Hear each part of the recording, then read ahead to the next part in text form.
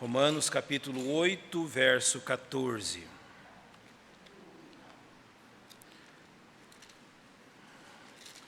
Se você pode, coloque-se em pé, em reverência à leitura da palavra do Senhor. Depois de ler este verso, com os irmãos ainda em pé, eu vou orar. Romanos 8, 14. Porque todos os que são guiados pelo Espírito de Deus, esses são filhos de Deus. Pai, nós temos a Tua palavra aberta diante de nossos olhos. E este Espírito que nos guia, cremos, ó Deus, nos conduzirá a entendermos esta verdade e a aplicarmos ao nosso viver em confiança no Senhor. Ajuda-nos, Pai, enquanto meditamos nas verdades da Tua palavra quanto a este assunto. Nós, nessa dependência, oramos em nome de nosso tão poderoso Salvador, o Senhor Jesus. Amém. Podem se assentar, irmãos. 2 semanas passadas eu falei a vocês sobre o lugar da Bíblia na vida cristã. Na última semana nós falamos sobre o lugar da oração na vida cristã. E hoje eu quero falar-lhes sobre o lugar do Espírito Santo na vida cristã.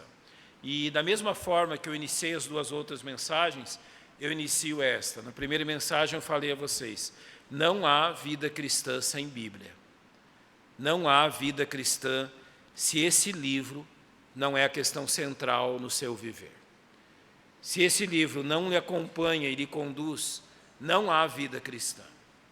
Assim como não há vida cristã sem oração. Você não pode exercer a vida cristã sem depender de Deus em oração e sem viver na dependência dele em oração. Qualquer modo de vida cristã que não coloque a oração como seu principal meio, não é vida cristã. Então nós chegamos agora a uma terceira verdade. Não há vida cristã sem o direcionar do Espírito Santo de Deus. Se o Espírito Santo não habita uma pessoa, se ela não creu em Jesus Cristo como seu único e suficiente Salvador, e através desta fé em Cristo, passou a ser habitada pelo Espírito Santo. E notem, não há necessidade nenhuma de pedir por isto ou de clamar por isso. A maioria de nós, ao crermos em Jesus Cristo, nem sabíamos dessa verdade, fomos entendê-la posteriormente. Mas sem a habitação do Espírito Santo, não há vida cristã. Porque sem a habitação do Espírito Santo, não há novo nascimento. E sem novo nascimento, não há nada do que a Bíblia fala sobre vida cristã.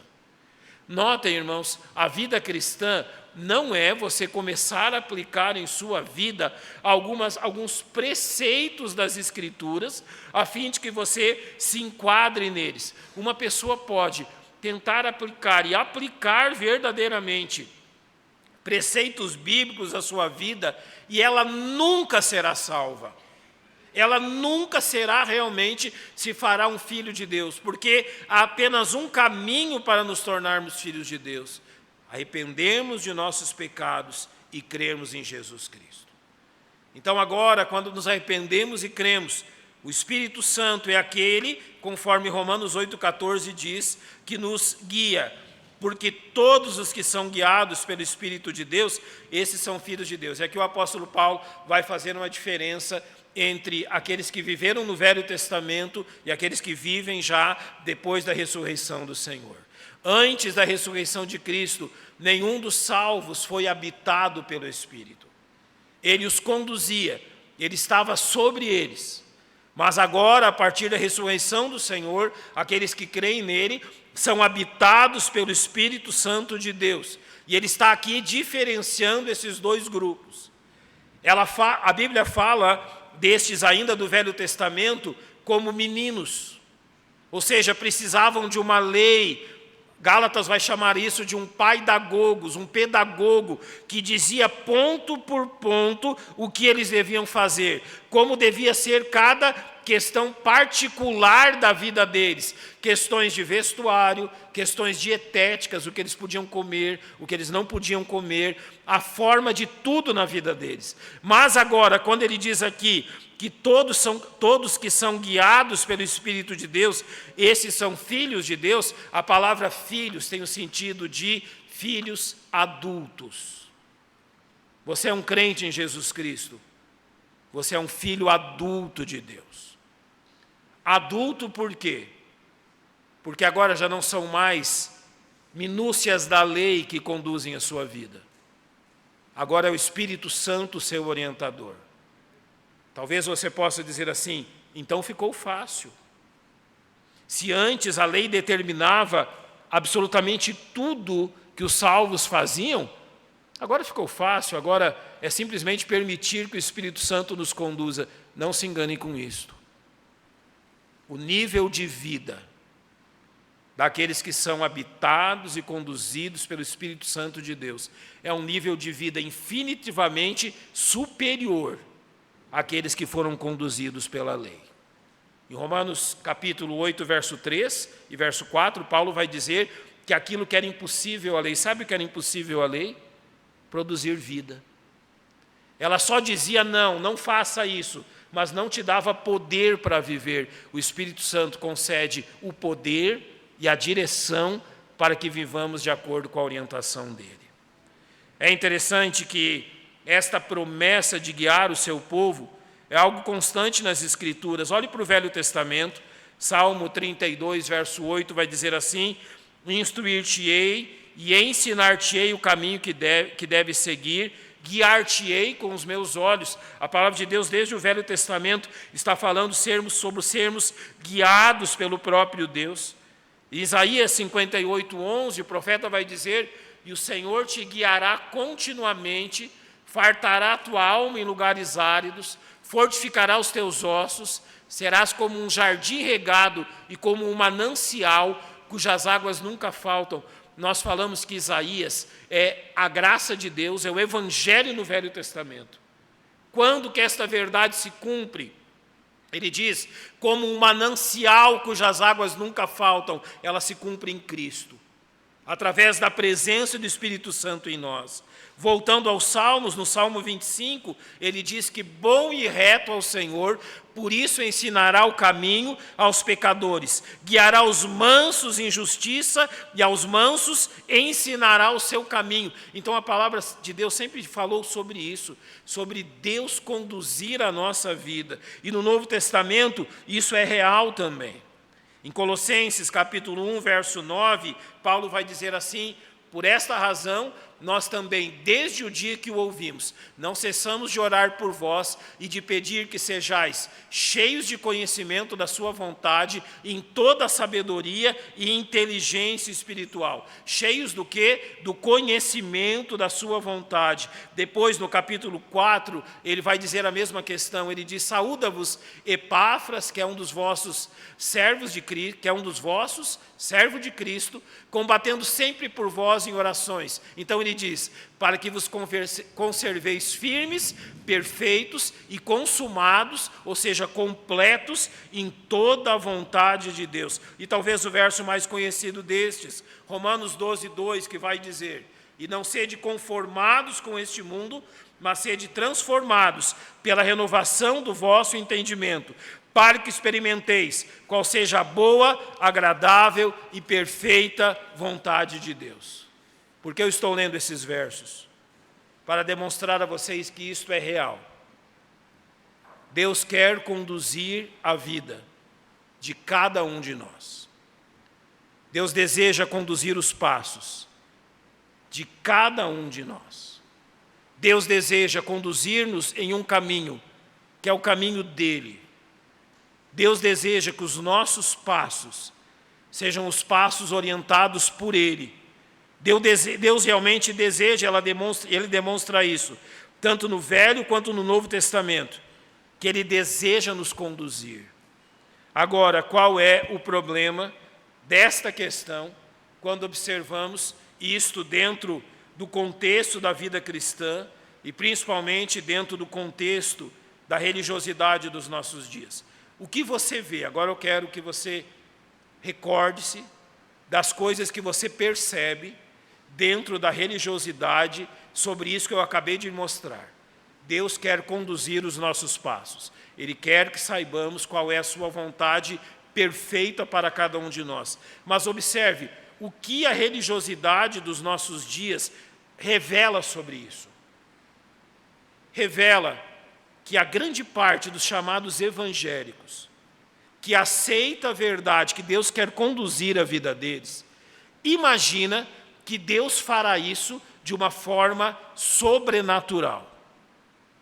E a forma sobrenatural que Deus há de conduzir a vida, então, dos seus filhos ou daqueles religiosos do nosso dia, se parece muito com aquilo que realmente a Bíblia registra. Por exemplo, em Atos 8, 29, você tem o Espírito Santo falando a Felipe: chega-te e ajunta-te a esse carro. Felipe está trabalhando, pregando o Evangelho.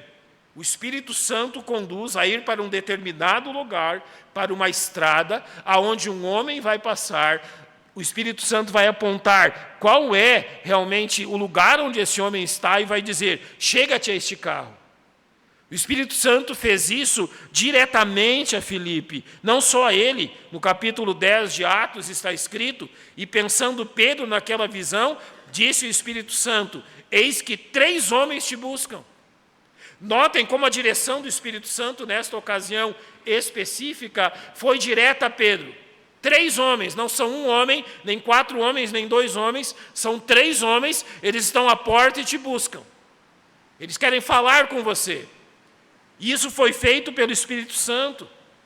No capítulo 13, em relação a Saulo e Barnabé, é dito: e servindo eles ao Senhor, e jejuando, disse o Espírito Santo: apartai-me a Barnabé e a Saulo para a obra que os tenho chamado. Muitos teólogos pensam que esse disse o Espírito Santo foi de forma audível à igreja em Antioquia.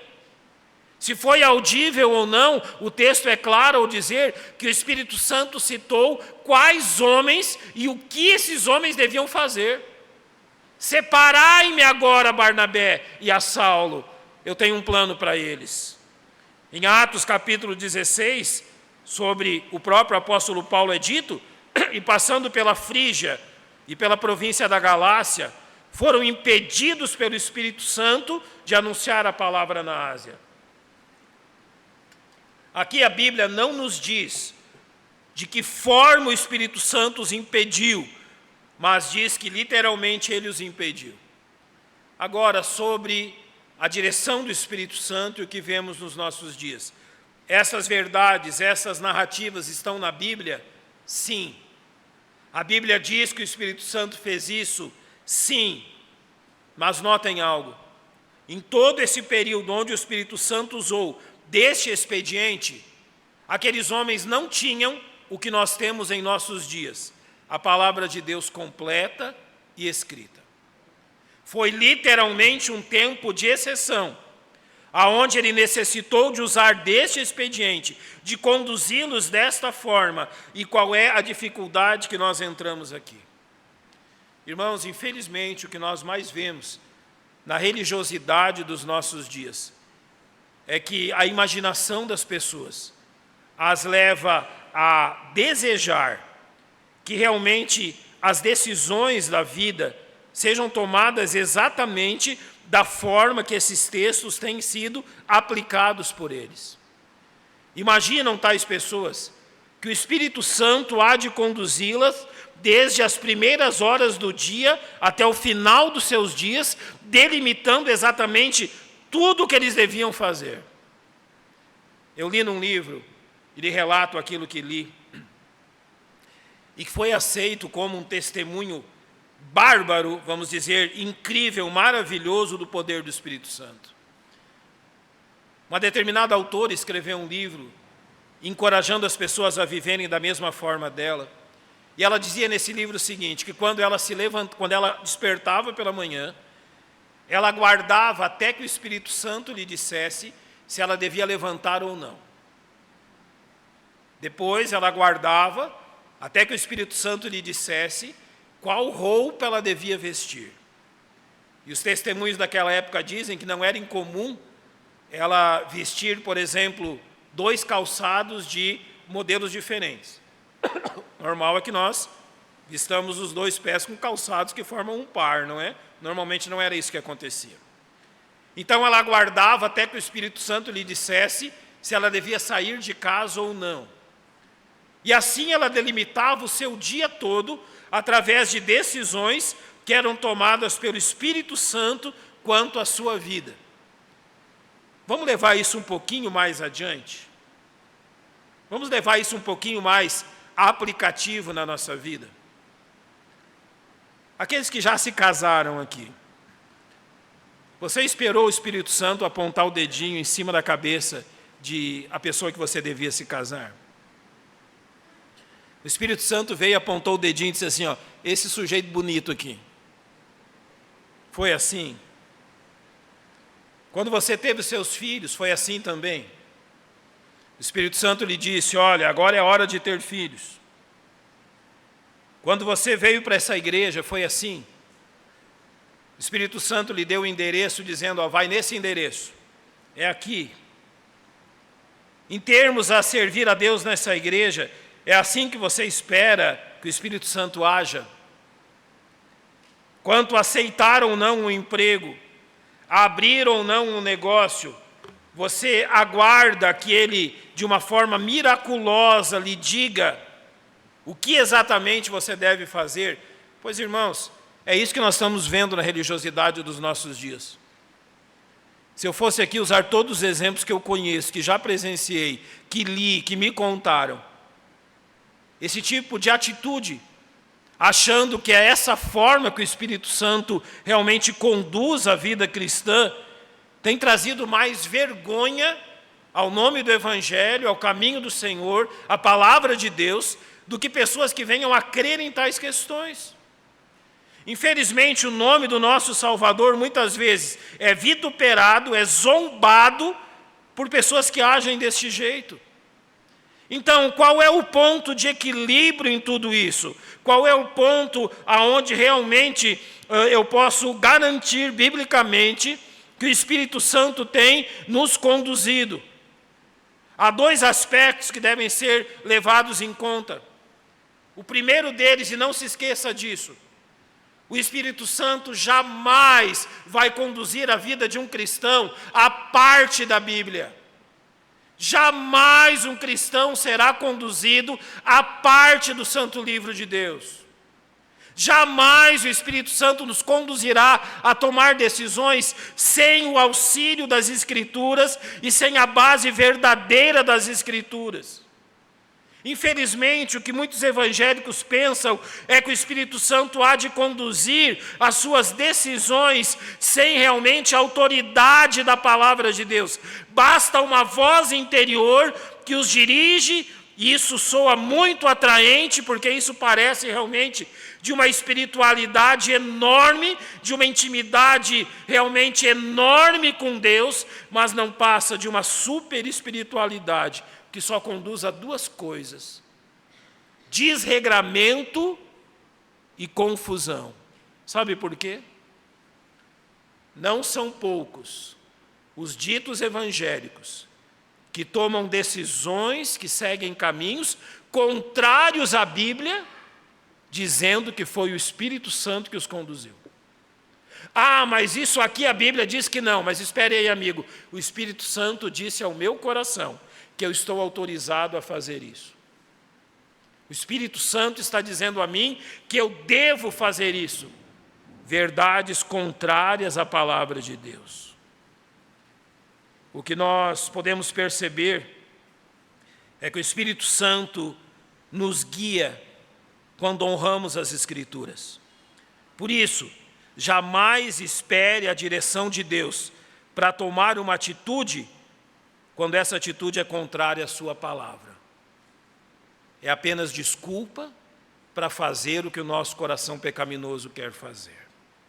Agora, preste atenção em algumas armadilhas.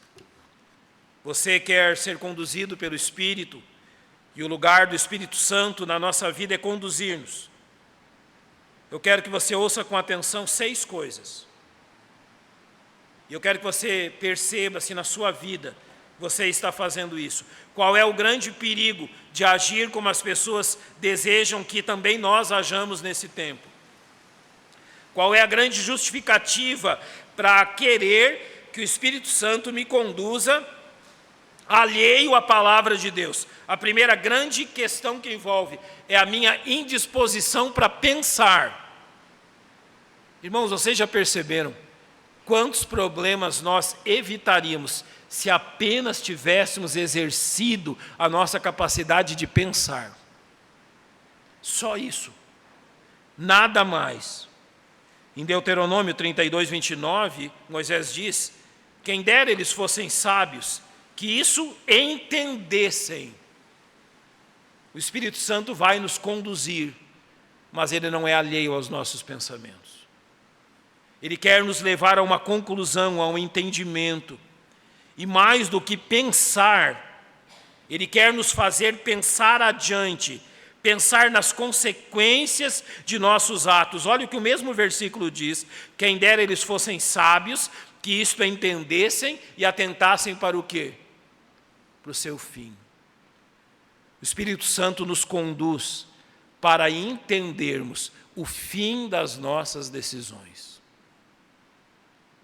Você precisa decidir algo, há algo a ser decidido na sua vida.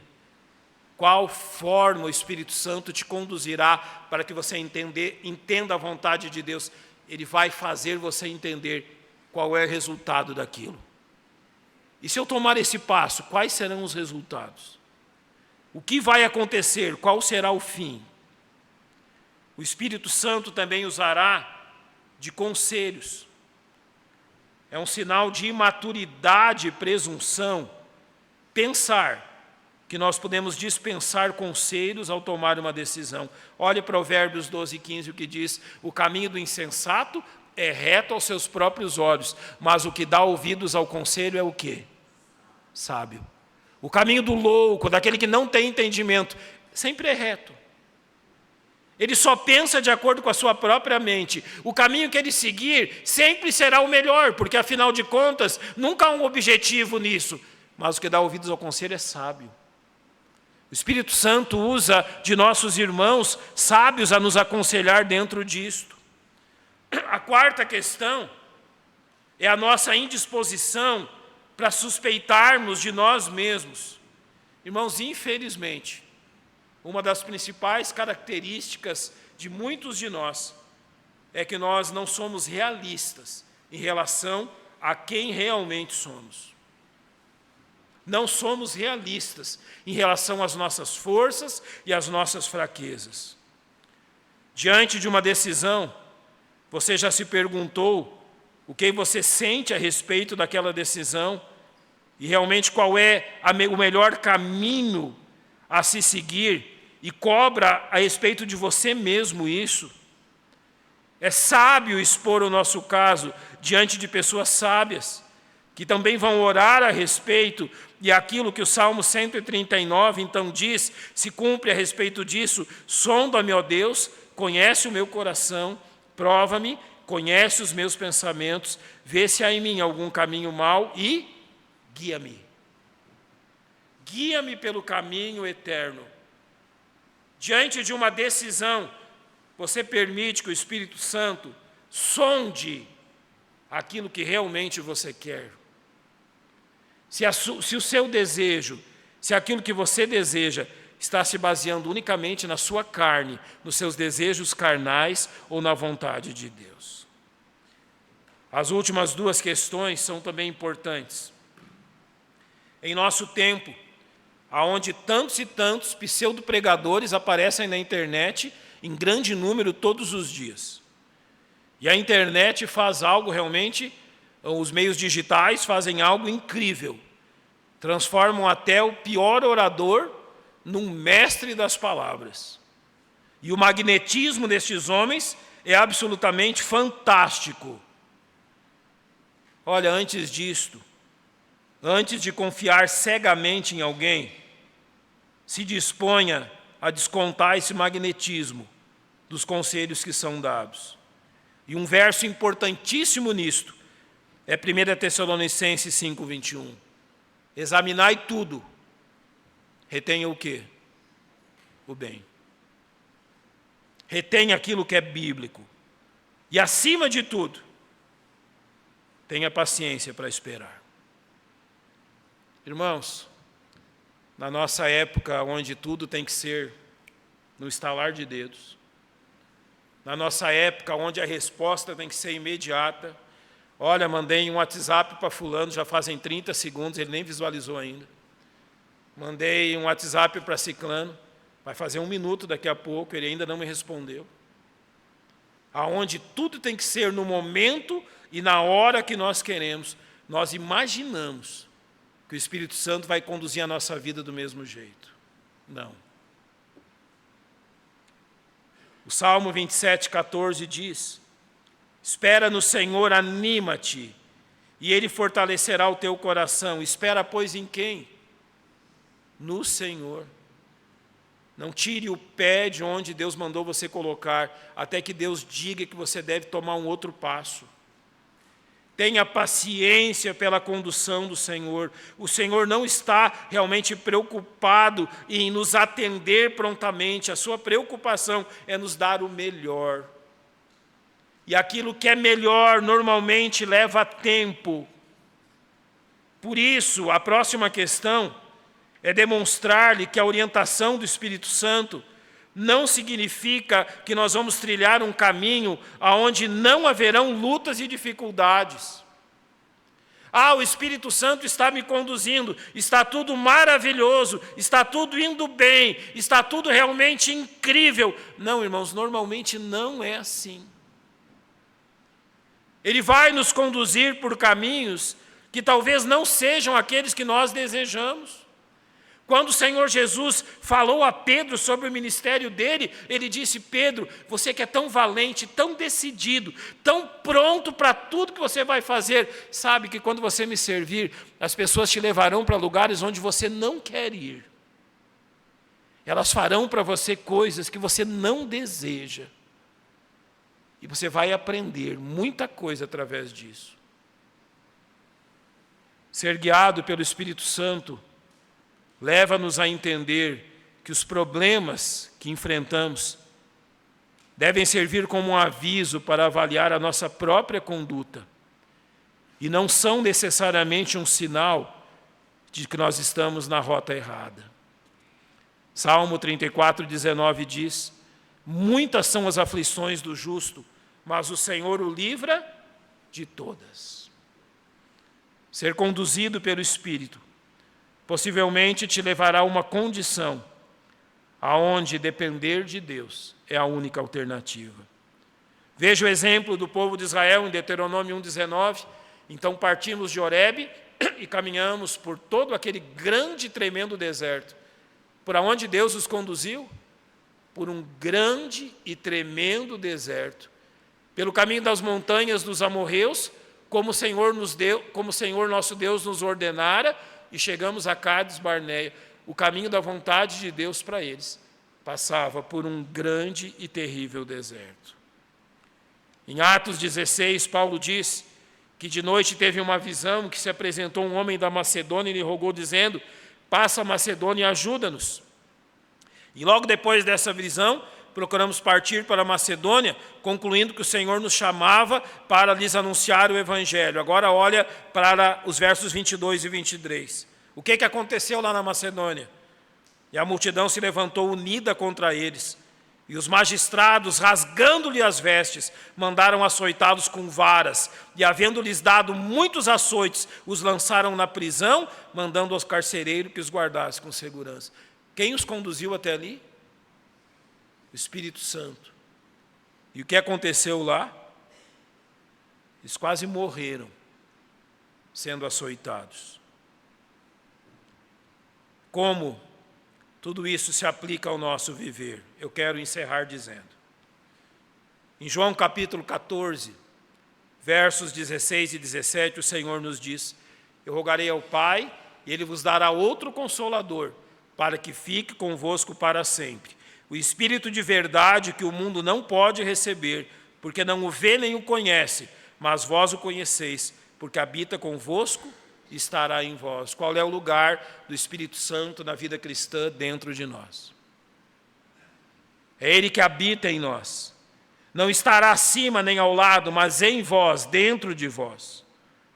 No capítulo 16, versos 13 e 14 dizem: mas quando vier aquele, o Espírito de verdade, ele vos guiará em toda a verdade, porque não falará de si mesmo, mas dirá tudo que tiver ouvido e vos anunciará o que há de vir. Ele me glorificará, porque há de receber do que é meu e vou-lo há de anunciar.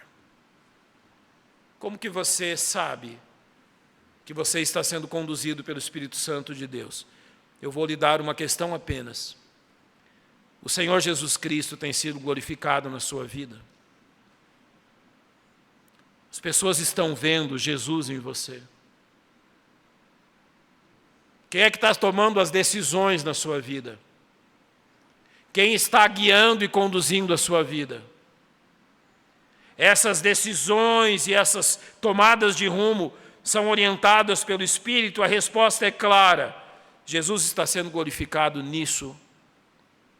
Ele está crescendo no seu viver ou não? Há 3 questões que a palavra de Deus nos diz sobre o Espírito Santo, eu vou terminar com elas. A primeira, em 1 Tessalonicenses 5,19, é dito: não extingais o Espírito. Sabe como nós extinguimos a ação do Espírito em nós? Não obedecendo. Por vezes Ele tem nos orientado a uma maior consagração ao Senhor, a um maior serviço a Ele, nos tem orientado a atitudes que vão nos levar para longe do pecado, nos tem orientado a atitudes que vão abençoar a nossa família, que vão abençoar o nosso casamento, que vão abençoar os nossos filhos, que vão abençoar o nosso trabalho, que vão nos conduzir realmente em prosperidade em todas as áreas dentro do nosso viver, mas nós o extinguimos ao dizer: não, eu vou fazer do meu jeito. Eu sei que Deus quer, o Espírito Santo está me conduzindo a fazer isso, mas eu vou fazer do meu jeito. É como uma chama. Você não a alimenta e ela se extingue. A segunda questão talvez seja mais grave, porque Efésios 4,30 diz: e não entristeçais o Espírito Santo de Deus. Agora, como o Espírito Santo é entristecido? Por pecados não confessados. Você o extingue a não obedecê-lo, mas você o entristece ao manter pecados não confessados no seu coração. Isso gerará a disciplina de Deus, a qual já muito falamos. Mas então, qual é o lugar dele? Qual é a forma que Deus quer que eu haja? Gálatas 5, 16 e 17 dizem: digo, porém, andai em espírito, e não cumprireis a concupiscência da carne, porque a carne cobiça contra o espírito, e o espírito contra a carne, e estes opõem-se um ao outro, para que não façais as coisas que quereis. Literalmente a Bíblia tem dito: andar em espírito. E o que isso significa? Ande nos limites estabelecidos pelo Espírito Santo. Como identificar esses limites? Ele diz aqui sobre cumprir o desejo da carne. Você já é maduro o suficiente para identificar o que sua carne deseja, o que são os desejos carnais em sua vida e o que é a vontade de Deus. Andar lento dentro dos limites do Espírito Santo é literalmente dizer para nós mesmos: olha, há lugares que eu não frequento, há coisas que eu não faço, há roupas que eu não visto, há programas que eu não assisto, há conversas que eu não me envolvo, há palavras que eu não uso, há pensamentos que eu nego entrarem na minha mente, há livros que eu não leio, há circunstâncias nas quais jamais me verão. E por que você tem essa decisão? Por que você conduz a vida assim? Porque você está andando em espírito. Você não quer impedir que suas decisões sem sabedoria afetem a direção dele em sua vida. Como eu percebo isso? O meu desejo cobiça contra ele, e ele está lutando contra o meu desejo. Eles opõem-se um ao outro, para quê? E talvez o final desse verso seja o mais difícil para nós. Para que não façais as coisas para que eu não faça as coisas que eu quero fazer. Às vezes a gente brinca com isso, né? Já teve vontade de esgoelar alguém? Pastor, eu estou tão bravo com fulano que se eu pegar ele hoje... Não. Isso se aplica a palavras duras, a atitudes inconvenientes. O nosso coração quer aquilo que não devemos fazer. E ao permitirmos que o Espírito Santo nos dirija pela palavra de Deus, o que ele vai fazer? Ele vai sempre nos lembrar da Bíblia. Eu quero terminar falando isso. Como que você sabe quando o Espírito Santo está conduzindo, inspirando seus pensamentos e dando-lhes convicções? O Senhor Jesus disse que Ele vos fará lembrar de tudo o que eu vos disse. Você já teve circunstâncias onde um verso das Escrituras vem à sua mente? Onde uma verdade das Escrituras, do nada, a gente sabe de onde vem ao seu pensamento. Como que o Espírito Santo nos conduz, fazendo-nos lembrar de nosso Salvador. Fazendo-nos lembrar que certas atitudes são indignas daqueles que foram comprados pelo sangue de Cristo. Numa série de mensagens anteriores eu disse isso a vocês, de que eu me lembro sempre da minha mãe, na nossa infância, quando os meninos lá da vila faziam tantas coisas, e eles jogavam futebol, eles tinham atividades dos clubes e de tudo isso, e isso normalmente ocorria domingo de manhã. E às vezes eu ficava com inveja deles, eu chegava na minha mãe e dizia, mãe, eu também quero ir. 110% das vezes a resposta era a mesma. Não. E na minha ânsia de satisfazer o meu próprio coração, eu dizia, mãe, mas por que eu não posso ir? Eu disse a vocês que a resposta dela sempre é a mesma. Eu dizia, todo mundo vai. Você não é todo mundo. Sim, meu irmão. Todo mundo lá fora faz isso, isso e aquilo. Você não é todo mundo. Você é habitado pelo Espírito Santo de Deus. E Ele deve conduzir e guiar os seus passos. Esse é o lugar dele na nossa vida. Vamos fechar os nossos olhos e agradecer ao Senhor por esse tempo.